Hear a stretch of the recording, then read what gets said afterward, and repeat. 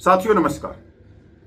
साथियों, करोड़ों केंद्रीय कर्मचारियों और पेंशनरों के लिए एक बड़ी खुशखबरी आ रही और खुशखबरी यह है कि अब 10 साल का एक लंबा समय का इंतजार नहीं करना पड़ेगा कि उनका वेतन और पेंशन बढ़े। 10 साल के बाद में वेतन आयोग का गठन हो। अब नया प्रस्ताव यह आया है कि हर साल केंद्रीय कर्मचारियों का वेतन और पेंशन बढ़ेगी। बड़ी खबर है और खुशखबरी भी है, और यह खबर आ रही है नेशनल मीडिया में। साथियों, पूरी खबर पे चलते हैं, क्योंकि सीधे तौर पे मैं कहूं तो बड़ी खबर है। आप देख रहे होंगे कि नेशनल मीडिया में यह आई भी है। देश भर के केंद्रीय कर्मचारियों और पेंशनर को 8वें वेतन आयोग के लागू होने का इंतजार है। इसी बीच सैलरी बढ़ाने के तरीकों को लेकर एक नया सुझाव सामने आया है। डाक कर्मचारियों के संगठन FNPO ने सरकार को प्रस्ताव दिया कि सैलरी सिर्फ एक बार रिवाइज ना हो, बल्कि हर साल बढ़े और फिटमेंट फैक्टर को भी नए ढांचे में लागू किया जाए। इस सुझाव पर अभी कोई अंतिम फैसला नहीं लिया गया है। हर साल सैलरी बढ़ाने की मांग क्यों हो रही है? कर्मचारी संगठनों का कहना है कि मौजूदा सिस्टम में सैलरी बढ़ती जरूर है, लेकिन महंगाई के मुकाबले यह बढ़ोतरी काफी कम है।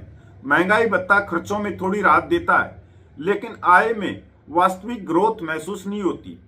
सालाना 3% इंक्रीमेंट अब नाकाफी माना जाता है, खासकर तब जब निजी सेक्टर में वेतन तेजी से बढ़ रहा है। वेतन आयोग केंद्र सरकार द्वारा बनाया गया, जिसका उद्देश्य सरकारी कर्मचारियों, सैलरी, पेंशन और भत्तों की समीक्षा करना होता है। आमतौर पर हर 10 साल में नया वेतन आयोग गठित होता है और कर्मचारियों और पेंशनरों को एक लंबा समय इसका इंतजार करना पड़ता है।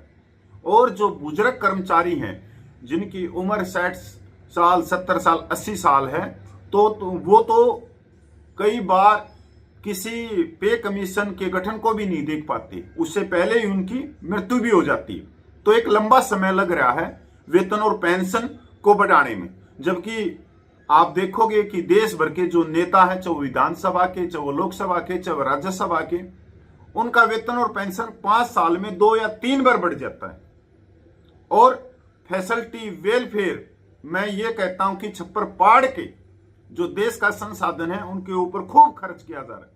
पर जो देश के असली पैरी हैं, जो देश के विकास में भागीदार हैं, जो कर्मचारी हैं, चाहे वो फौजी हैं, उनका वेतन 10 साल के बाद में बढ़ रहा है।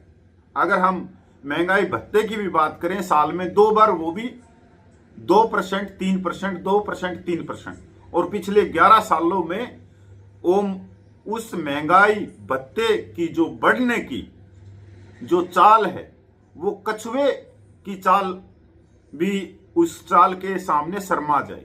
सिर्फ 58% अभी तक महंगाई भत्ता बढ़ा है। फिटमेंट फैक्टर वह गुणांक होता है जिसमें पुरानी बेसिक सैलरी को गुणा करके नई बेसिक सैलरी तय की जाती है। 7वें वेतन आयोग में 2.57, और यही बातें हैं इस खबर में। दूसरी बात यह है कि नए फिटमेंट फैक्टर में क्या बदलाव सुझाव किया गया है।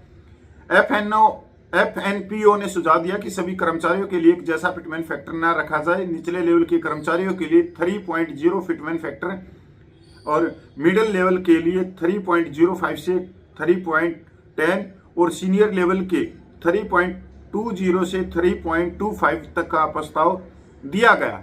अब ये नहीं पता ये जो कर्मचारी संगठन है ये कौन सा नशा करके सो रहे हैं रात को, जो इस तरह के मांग ये सरकार के सामने रख रहे। अभी ये देखो संगठन क्या कह रहे हैं। जो निचले लेवल का कर्मचारी है उसका फिटमेंट फैक्टर 3.0 रखा जाए, और जो ऊपर के कर्मचारी हैं, जो अधिकारी हैं, उनका फिटमेंट फैक्टर 3.20 से 3.25 तक रखा जाए। क्या बकवास है यार। जबकि जो निचले लेवल के कर्मचारी हैं उनका फिटमेंट फैक्टर 3.20 से 3.25 तक रखा जाए। ऐसा ही 1973 से पहले होता था। पहले भी जो डीए जो बढ़ता था, निचले लेवल के कर्मचारियों का ज्यादा बढ़ता था परसेंटेज के हिसाब से, और ऊपर रैंक वालों का कम बढ़ता था। अब अगर किसी किसी की पेंशन या वेतन सिर्फ 20,000 रुपये है और 2% बढ़ रहा है, तो क्या बढ़ रहा है? 400 रुपया।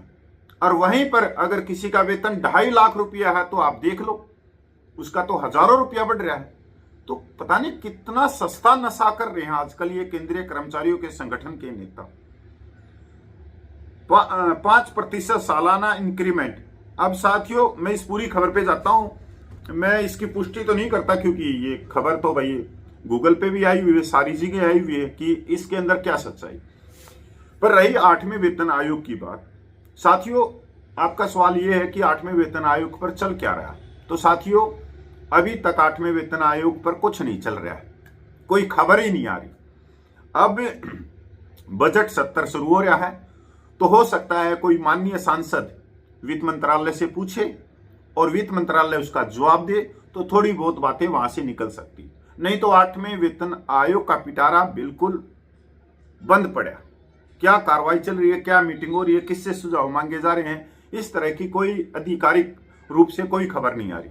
और ना ही वित्त मंत्रालय के जो मंत्री हैं वो कुछ बता रहे हैं। तो ये जो चीजें चल रही हैं, ये चल रही हैं सिर्फ गोदी मीडिया में। और गोदी मीडिया का हाल आप लोगों ने पता है पिछले 11 सालों में, कि गोदी मीडिया के अंदर प्योर रूप से, शुद्ध रूप से 1000% झूठी खबरें चल रही हैं। कोई सच्चाई नहीं किसी भी खबर में। या तो गोदी मीडिया में हिंदू मुस्लिम या हिंदू मुसलमान, बस आप कोई भी चैनल चलाओ इन्हीं पे चल रहा है। देश के विकास के बारे में, बेरोजगारी के बारे में, शिक्षा के बारे में, स्वास्थ्य के बारे में कुछ नहीं पता क्या चल रहा है। यहां तक देश की आर्थिक स्थिति के बारे में कुछ नहीं पता। शेयर मार्केट ओदे मुंह गिरी है, तो पैसा कहां से आएगा? टैरिफ का डर पहले से ही चढ़ा हुआ है, तो पैसा कहां से आएगा?